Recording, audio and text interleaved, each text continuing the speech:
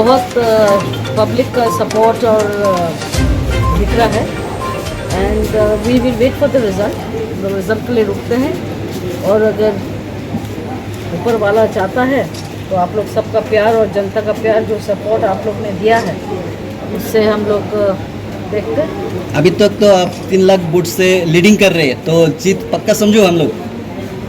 वो अभी मैं नहीं बोलूँगी जब तक वो डिक्लेयर नहीं हो जाएगा।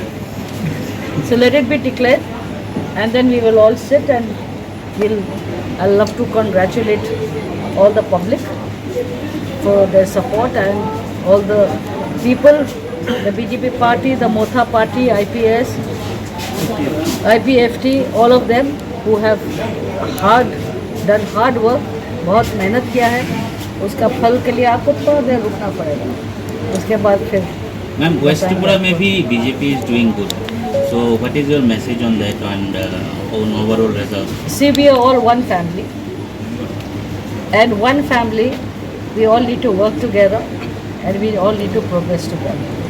So I wish the best for even Biplab Dada, let him do well, and for all the people of Tripura. Thank you. All India result के बारे में क्या बोलेंगे?